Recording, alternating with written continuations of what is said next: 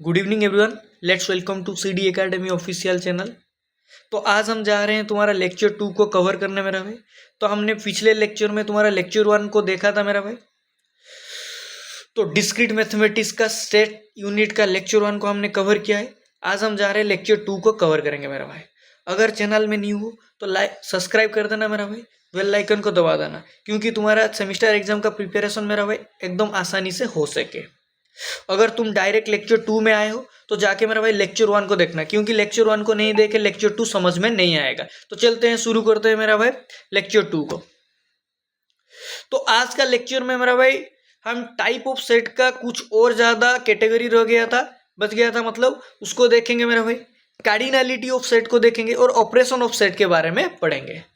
तो देरी न करके चलते हैं मेरा भाई, देखते हैं एक एक टाइप को। तो जो मेरा भाई 8 नंबर पे हमारा बचा था डिसजॉइंट सेट। क्या था? Disjoint set. तो इससे पहले हमने क्या देखा था मेरा भाई लेक्चर 1 में? लास्ट जो था प्रोपोर सबसेट था मेरा भाई, प्रोपोर सबसेट। तो इसके बाद हम पढ़ेंगे डिसजॉइंट सेट। तो डिसजॉइंट सेट क्या होता है? Two or more group that share, क्या होता है? Two or more group that share number of common element meaning their intersection is empty. मतलब दो और ज्यादा ग्रुप है, एक कॉमन एलिमेंट शेयर कर रहे हैं, जिसका मतलब है उसका इंटरसेक्शन मेरा भाई एम्प्टी है, उसको हम मेरा भाई डिसजॉइंट सेट बोलते हैं। मान लो set A B are disjoint if A intersection B is equal to 5। Condition ये होना जरूरी है मेरा भाई, अगर A intersection B is equal to 5 होगा तो भी सेट डिसजॉइंट होगा। एक एग्जाम्पल से समझते हैं मेरा भाई। मान लो एक एग्जाम्पल दिया हुआ है ए इज इक्वल टू 1 2 3। क्या दिया हुआ है? A is equal to 1 2 3, B is equal to 4 5 6। A is equal to 1 2 3, B is equal to 4 5 6। देखो ए और बी का इंटीग्रेशन क्या है? 5 है। ए इंटरसेक्शन बी यहाँ पे क्या है मेरा भाई? 5 है, क्योंकि ए का जो एलिमेंट है 1 2 3 है, बी का जो एलिमेंट है 4 5 6 है, इनके बीच में इंटरसेक्शन नहीं है, तो क्या है? 5 है। सेकेंड एग्जाम्पल को देखो मेरा भाई, ए बी है, बी सी डी है, तो यहाँ पे ए इंटरसेक्शन भी क्या है? 5 है। मतलब एक सेट का जो एलिमेंट है ए बी है, बी सेट का जो एलिमेंट है सी डी है, इनके बीच में मेरा भाई कोई भी इंटरसेक्शन नहीं है। समझ में आ रहा है? तो ये क्या है मेरा भाई? 5 है। तो यहाँ से मेरा भाई समझ में आ रहा होगा कि किसी भी सेट का अगर इंटरसेक्शन 2 सेट हो 3 सेट हो, इंटरसेक्शन 5 है, तभी वो डिसजॉइंट सेट है। फिर आता है मेरा भाई इक्वल सेट। 7 नंबर पे आता है मेरा भाई इक्वल सेट। अगर 2 set are equal set if they contain the exact same element. 2 set को हम इक्वल सेट तभी बोलेंगे अगर दोनों सेट एग्जैक्ट एलिमेंट को कंटेन करेंगे मेरा भाई। तो आ जाओ एग्जाम्पल पे समझते हैं, एग्जाम्पल से समझते हैं। मान लो ये ए सेट है मेरा भाई जिसका एलिमेंट 1 2 3 है, बी सेट है जिसका एलिमेंट 3 2 1 है। मतलब ध्यान से देखो, ए सेट का एलिमेंट 1 2 3, बी सेट का एलिमेंट 3 2 1। मतलब ए सेट और बी सेट में एलिमेंट सेम है, बट बी सेट में जो एलिमेंट का पोजीशन है वो चेंज है। वहां पे हमारा कोई बात नहीं होता है। बात यहाँ पे होता है मेरा भाई एलिमेंट सेम होना चाहिए। तो एलिमेंट सेम है तो ये क्या है मेरा भाई? एक इक्वल सेट है। फिर सेकेंड एग्जाम्पल को देखो मेरा भाई, A B C C A B. यहाँ पे भी मेरा भाई ए सेट और बी सेट इक्वल सेट है, क्योंकि जो एलिमेंट है मेरा भाई सेम है। पोजीशन चेंज होना जरूरी नहीं है, एलिमेंट सेम होना जरूरी है, तभी इक्वल सेट हम इसको बोलेंगे। तो बात पकड़ में आ गया मेरा भाई, डिसजॉइंट सेट और इक्वल सेट बात पकड़ में आ गया। चलते हैं नेक्स्ट सेट को देखते हैं, इक्विवेलेंट सेट। क्या होता है इक्विवेलेंट सेट? इक्विवेलेंट सेट क्या होता है मेरा भाई? An equivalent set mean that 2 or more set that have exact same number of element. मतलब 2 सेट हो और ज्यादा सेट हो, उनका जो एलिमेंट होगा मेरा भाई सेम नंबर होगा, एलिमेंट का नंबर सेम होगा। ठीक है, ध्यान से देखो एग्जाम्पल 1 को देखो, ए पे 1 2 3 मतलब 3 एलिमेंट है, बी सेट पे ए बी सी मतलब 3 एलिमेंट है, ए बी का सेट का एलिमेंट का जो नंबर है मेरा भाई वो सेम है, वो 3 है। तो ये एक इक्विवेलेंट सेट बोला जाएगा। सेकेंड पे आता है मेरा भाई एक्स सेट पे ए बी है, वाई सेट पे ई बी है, सॉरी ई एफ है। तो ध्यान से देखो मेरा भाई एक्स सेट पे भी 2 एलिमेंट है, वाई सेट पे भी 2 एलिमेंट है। तो यहाँ पे मेरा भाई क्या है? एक्स और वाई सेट में एलिमेंट का नंबर जो सेम है, तो ये भी मेरा भाई एक इक्विवेलेंट सेट हो जाएगा।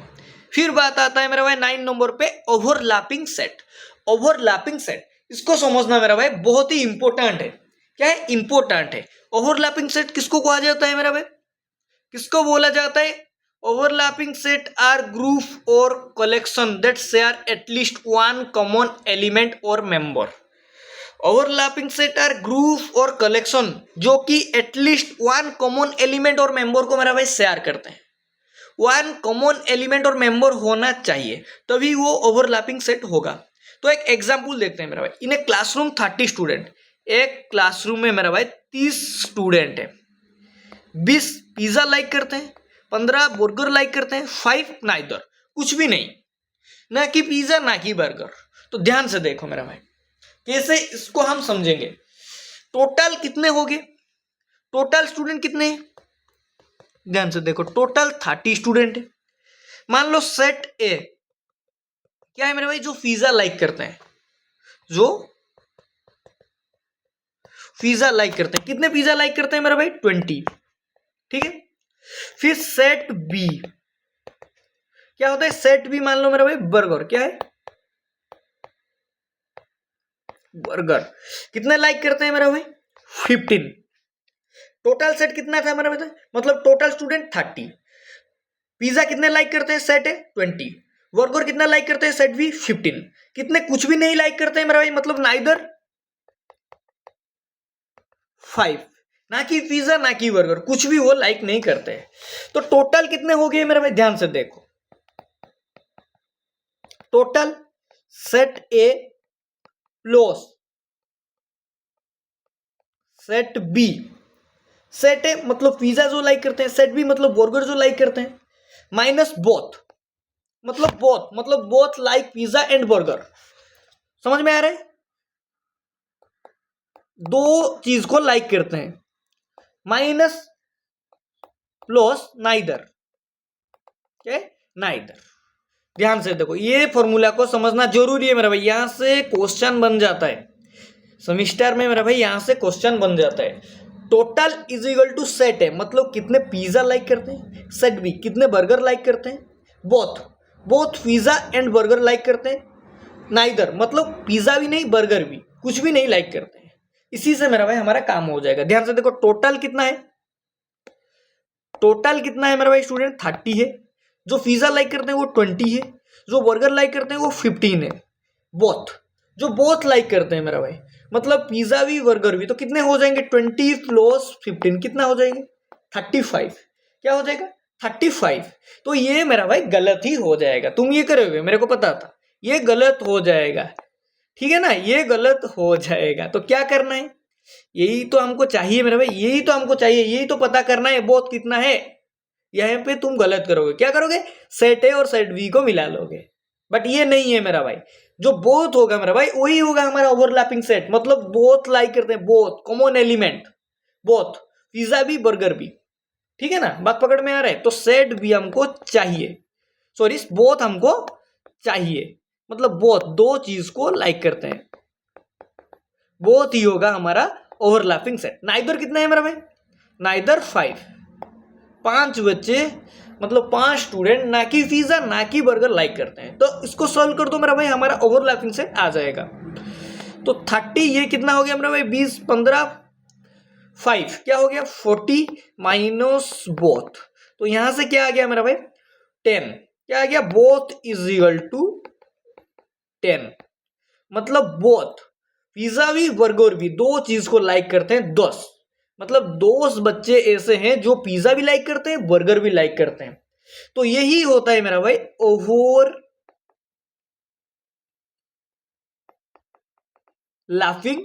सेट, मतलब कॉमन एलिमेंट।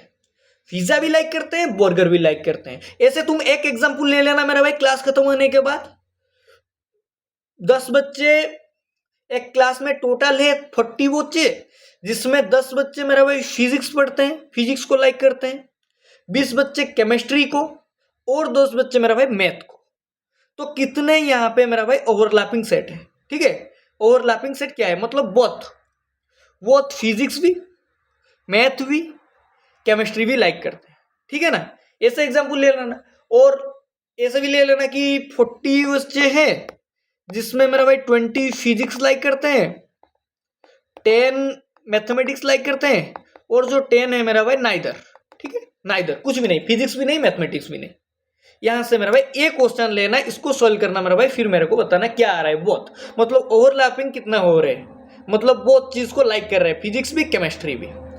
तो बात पकड़ में आ गया मेरा भाई, जो कॉमन एलिमेंट होता है मेरा भाई वही ओवरलैपिंग सेट होता है। मेरे ख्याल से मेरा भाई बात पकड़ में आ रहा होगा। तो चलते हैं मेरा भाई नेक्स्ट सेट को देखते हैं, ध्यान से देखो। तो यहाँ पे मेरा भाई हमारा जो सेट होता है ओवरलैपिंग सेट से खत्म होता है। ये मेरा भाई बहुत ही इंपॉर्टेंट है मेरा भाई एग्जाम पॉइंट ऑफ व्यू से। यहाँ से मेरा भाई क्वेश्चन बनेगा, पूछेगा बोथ, कितने बच्चे बोथ चीज को लाइक करते हैं, तो मेरा भाई ये फॉर्मूला को लगाना है, ठीक है।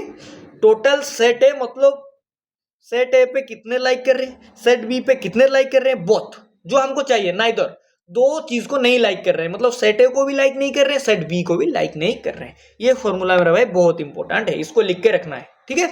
तो चलते हैं मेरा भाई कार्डिनलिटी ऑफ सेट देखते हैं। एक्चुअली ये होता है क्या है, कार्डिनलिटी ऑफ सेट क्या होता है, एक्चुअली हम 9 क्लास में भी पढ़े हैं, अगर याद नहीं है कोई दिक्कत नहीं है, बता दूंगा, ठीक है। कार्डिनलिटी ऑफ सेट क्या होता है, मतलब एक सेट है, मान लो 1 2 3, इसी सेट में टोटल एलिमेंट क्या होता है, टोटल नंबर ऑफ एलिमेंट कितने होते हैं, वही होता है मेरा भाई कार्डिनलिटी ऑफ सेट। और इसको हम ऐसे सिंबल से मेरा भाई डिनोट करते हैं, ये होता है कार्डिनलिटी का सिंबल, ये होता है मेरा भाई कार्डिनलिटी का सिंबल। और कुछ बुक में मेरा भाई ये भी लिखा होता है, तो कोई कंफ्यूजन नहीं होना है, ठीक है। ये भी होता है मेरा भाई कार्डिनलिटी का सिंबल, ये भी होता है कार्डिनलिटी का सिंबल। तो यहाँ पे मेरे को बताओ मेरा भाई नंबर ऑफ एलिमेंट कितना है, नंबर ऑफ एलिमेंट कितना है, दिख रहा है 1 2 3, तो 3 है। तो number of cardinality A set में कितना हो जाएगा, 3 हो जाएगा। कितना हो जाएगा, 3 हो जाएगा। तो ध्यान से देखो मेरे भाई, वही चीज लिखा हुआ है, total number of element in a set or in the set denoted by ये और ये, दोनों ही चीज कार्डिनलिटी को डिनोट करते हैं, ठीक है। एग्जाम्पल 1, ए सेट में 2 4 5 6 7 है, तो कितना एलिमेंट है, 5 एलिमेंट है, तो कार्डिनलिटी कितना हो जाएगा, 5 हो जाएगा। सेकेंड सेट में आता है मेरा भाई बी सेट में जो एलिमेंट है एक्स वाई जेड, मतलब कितना सेट है, कितना एलिमेंट है, 3 एलिमेंट है, एक्स एक है, वाई एक है, जेड एक है। तो कार्डिनलिटी क्या हो जाएगा, यहाँ पे बी सेट लिखा होना चाहिए, क्या लिखा होना चाहिए, बी सेट लिखा होना चाहिए, प्रिंटिंग मिस्टेक है। बात पकड़ में आ रहा है, क्या लिखा होना चाहिए, बी सेट लिखा होना यहाँ पे चाहिए। तो कितना हो जाएगा, 3, कार्डिनलिटी कितना हो जाएगा बी सेट का, 3। फिर आता है मेरा भाई कार्डिनलिटी, यहाँ पे खत्म होता है, ये चीज समझ में आ गया। कार्डिनलिटी क्या होता है, एक सेट में टोटल नंबर ऑफ एलिमेंट होता है कार्डिनलिटी। फिर आता है मेरा ऑपरेशन ऑफ सेट, ये बहुत इंपॉर्टेंट है समझना, 9 क्लास में ये सब था मेरा भाई, ये सब कुछ था, बट यहाँ पे सेमिस्टर में, मतलब सेमिस्टर में थोड़ा ज्यादा है, थोड़ा उसका डीप हम पढ़ेंगे, बट वही चीज है मेरा भाई, चीज सेम है, ठीक है ना। Union of set, operation of set में मेरा भाई फर्स्ट हम देखेंगे union of set. Union of set क्या होता है, the union of two set A and B denoted by A union B.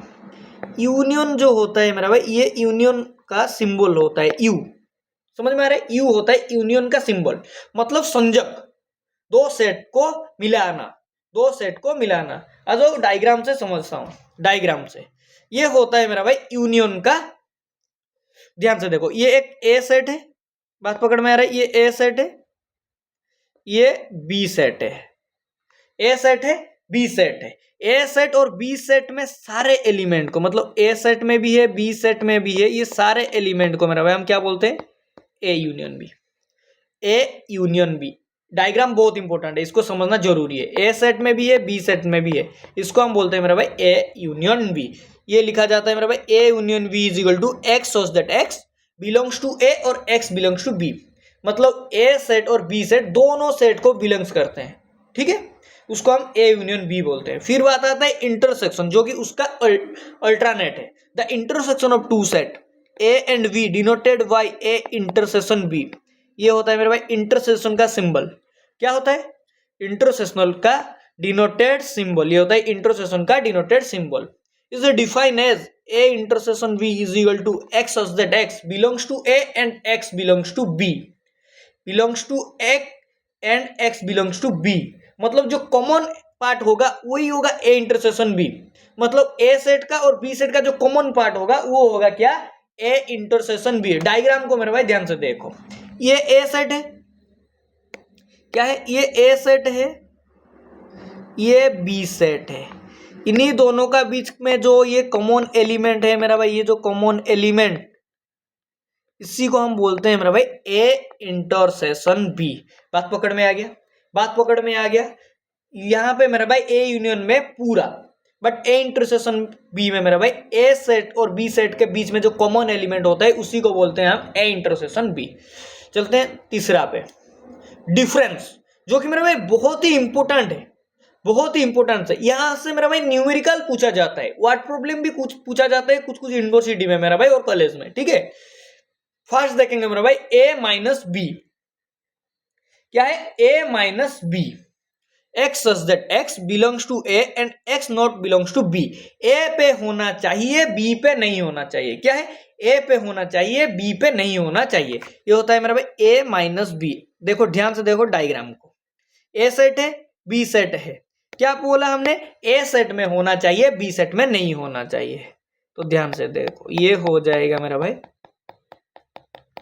A minus B का फिजिकल डायग्राम मेरा भाई, ए माइनस बी का फिजिकल डायग्राम। बात पकड़ में आ रहा है, यहां पे कुछ नहीं होगा मेरा भाई, ए माइनस बी का फिजिकल डायग्राम ये हो जाएगा। इसके अंदर की बी सेट में कुछ भी नहीं रहेगा, ठीक है, यहाँ पे ए सेट में रहेगा बी सेट में नहीं रहेगा, ये ए माइनस बी हो जाएगा। इसका ऑपोजिट है बी माइनस ए, मतलब बी सेट में होगा ए सेट में कुछ नहीं होगा, इसका ऑपोजिट है मेरा भाई बी माइनस ए, ये हो जाएगा बी माइनस ए। बात पकड़ में आ रहा है, आना भी चाहिए, ये हो जाएगा बी माइनस ए का physical diagram. X such that X belongs to B and X not belongs to A, मतलब बी पे होना चाहिए ए पे नहीं होना चाहिए। चलते हैं देखते हैं फोर्थ नंबर पे, सिमेट्रिक डिफरेंस, बहुत इंपॉर्टेंट है मेरा भाई सिमेट्रिक डिफरेंस। सिमेट्रिक डिफरेंस क्या होता है मेरा भाई, सिमेट्रिक डिफरेंस को हम डेल्टा से डिनोट करते हैं, मतलब ए डेल्टा बी, क्या होता है, डेल्टा, ध्यान से देखो क्या होता है, ए डेल्टा बी। दो सेट के बीच में सिमेट्रिक रिलेशन को हम, ए सेट और बी सेट में सिमेट्रिक रिलेशन हम डेल्टा से रिप्रेजेंट करते हैं, ये जो होते हैं मेरा भाई डेल्टा, ए डेल्टा बी। बात पकड़ में आ रहा है, A delta B is equal to क्या होता है, A minus B union B minus A, A minus B union B minus A, मतलब ए सेट पे होना चाहिए बी सेट पे नहीं होना चाहिए, बी सेट पे होना चाहिए ए सेट पे नहीं होना चाहिए, इसी दोनों का संजक, यूनियन मतलब संजक, वो होता है ए डेल्टा बी। और ऐसे ही बोल सकते हो A union B minus B intersection A, A union B minus B intersection A, ये भी होता है सिमेट्रिक डिफरेंस का फॉर्मूला, सिमेट्रिक डिफरेंस का फॉर्मूला। ध्यान से देखो क्या हो जाएगा इसका फिजिकल डायग्राम, ध्यान से देखो डायग्राम को देखो, ये ए सेट है ये बी सेट है, ए सेट है बी सेट है, ए माइनस बी मतलब ए पे होना चाहिए बी पे नहीं होना चाहिए, ठीक है, ए पे होना चाहिए बी पे नहीं होना चाहिए, बी माइनस है मतलब बी पे होना चाहिए ए पे नहीं होना चाहिए। तो यही हो जाएगा मेरा भाई ए डेल्टा वी का फिजिकल डायग्राम, इसी दोनों को यूनियन मतलब जोड़ लेंगे, ये हो जाएगा फिजिकल डायग्राम। पकड़ में आ गया, ए पे होगा बी पे होगा, उसी दोनों का यूनियन को ए डेल्टा वी बोला जाएगा, ठीक है। अंदर वाला पार्ट मतलब इंटरसेक्शन वाला पार्ट खाली रहेगा, स्पेस है, कोई दिक्कत है क्या, नहीं है। तो ये दोनों एक्सप्रेशन को मतलब उसी दोनों का फॉर्मूला को याद रखना है, यहां से भी क्वेश्चन बन जाएगा मेरा भाई। ए डेल्टा वी क्या होता है, मतलब ए पे होना चाहिए बी पे होना चाहिए, उसी दोनों का यूनियन को हम ए डेल्टा वी बोलते हैं। और ये सही बोल सकते हो A union B minus B intersection A. फिर बात आता है मेरा भाई complement of set. Complement of set को मेरे भाई हम ए डैश सिंबल और ए बार सिंबल से भी डिनोट करते हैं, कोई दिक्कत नहीं होना चाहिए मेरा भाई। कुछ कुछ यूनिवर्सिटी में ए डैश दिया हुआ है और ए बार भी दिया हुआ है, मतलब उन्हीं का सिलेबस के हिसाब से, और बुक में भी कुछ कुछ बुक में डैश और बार से भी कंप्लीमेंट को डिनोट किया जाता है, तो कोई दिक्कत नहीं होना चाहिए। तो क्या होता है, complement of set A is denoted by A dash और A bar is defined as U minus A. मतलब यू क्या होता है, यूनिवर्सल सेट, यू क्या होता है यूनिवर्सल सेट U माइनस ए, U सेट से हम A सेट को माइनस कर लेंगे। यूनिवर्सल सेट क्या होता है मेरा भाई? पूरा। ये जो पूरा है मेरा भाई, पूरा, समझ में आ रहा है? ये पूरा होता है मेरा भाई यूनिवर्सल सेट। यूनिवर्सल सेट से मेरा भाई ये A सेट को हम माइनस कर लेंगे, मतलब ये है यूनिवर्सल सेट, इसके अंदर है A सेट, तो इसको मेरा भाई हम बाहर ले आएंगे तो क्या बच जाएगा मेरा भाई? हमारा क्या बच जाएगा? A सेट को बाहर ले आएंगे तो क्या बच जाएगा? ये सब कुछ, ये सब कुछ। तो ये हो जाएगा कंप्लीमेंट ऑफ सेट का फिजिकल डायग्राम, मतलब U से A को बाहर ले आएंगे, जो बचेगा वो हो जाएगा कंप्लीमेंट ऑफ सेट, एडेस। ठीक है, एडेस ये है मेरा भाई, एडेस। पकड़ में आ रहा है ना? नहीं आ रहा है? एडेस ये है बचा वाला पार्ट, एडेस। ठीक है, तो चलते हैं नेक्स्ट देखते हैं। एल्जेब्रा ऑफ सेट बहुत ही इंपॉर्टेंट है मेरा भाई, ये बहुत लो है, 4-5 लो है मेरा भाई, जो कि बहुत इंपॉर्टेंट है।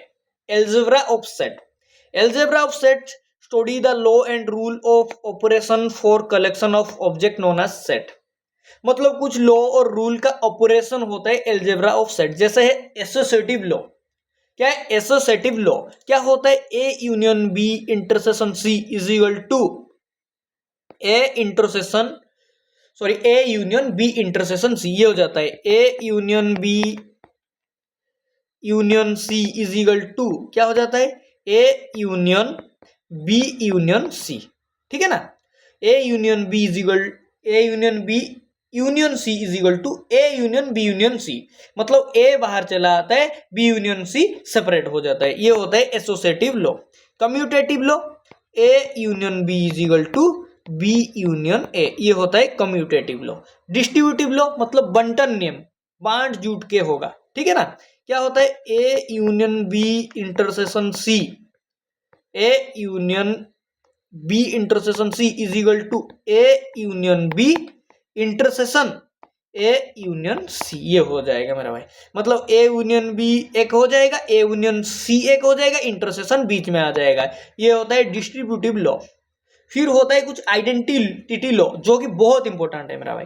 A union phi is equal to A होता है, ए यूनियन यूनिवर्सल, यू जो है universal set, A union universal set is equal to universal set होता है।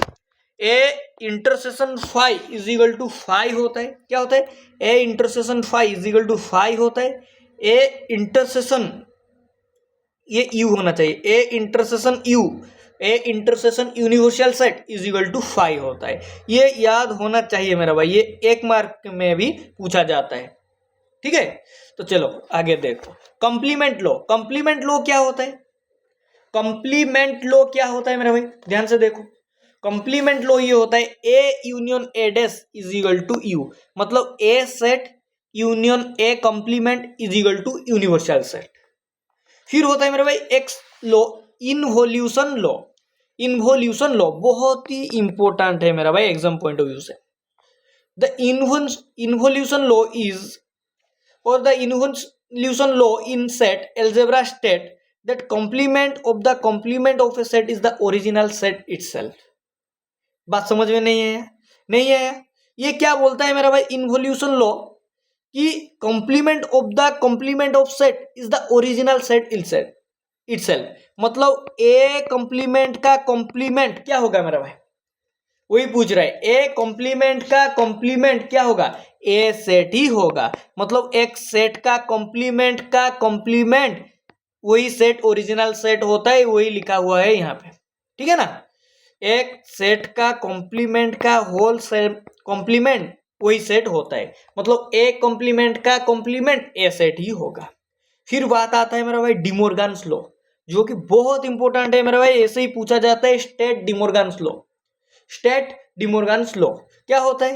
ए यूनियन बी का whole dash is equal to A dash intersection B dash, और A intersection B का whole dash is equal to, यहाँ पे dash छूटा हुआ है, मतलब कॉम्प्लीमेंट छूटा है। ए इंटरसेक्शन बी का whole dash is equal to A dash union B dash, ये याद होना बहुत जरूरी है मेरा भाई, बहुत ही जरूरी है मेरा भाई। तो यहाँ पे मेरा भाई आज का क्लास मतलब लेक्चर 2 खत्म होता है, फिर मिलेंगे लेक्चर 3 के साथ। तो पार्ट 3 मेरा भाई रेडी है। तो मिलते हैं कल लेक्चर 3 के साथ, पार्ट 3 के साथ मेरा भाई। अगर मेरा भाई अब तक तुमने टेलीग्राम चैनल को ज्वाइन नहीं किया है तो ज्वाइन कर लेना मेरा भाई। वहाँ पे इसी लेक्चर का नोट और सेमिस्टर एग्जाम के लिए जो इम्पोर्टेंट नोट्स होगा, इम्पोर्टेंट क्वेश्चन होगा, वो सब तुमको टेलीग्राम चैनल पे और व्हाट्सएप ग्रुप में भी मिल जाएगा मेरा भाई। और ज़्यादा चाहते हो तो CD एकेडमी का मेरा भाई एक एप्लीकेशन है, CD एकेडमी एप्लीकेशन, उसको ज्वाइन कर लेना मेरा भाई। डिस्क्रिप्शन में दे दूंगा, वहाँ पे मेरा भाई तुम फ्री में नोट्स, DPP, क्वेश्चन एक्सेस कर सकोगे, ठीक है। और ये मेरा भाई टेलीग्राम चैनल का लिंक है, ये वेबसाइट का लिंक है, ये ईमेल है। तो मिलते हैं मेरा भाई लेक्चर 3 के साथ। तो थैंक यू।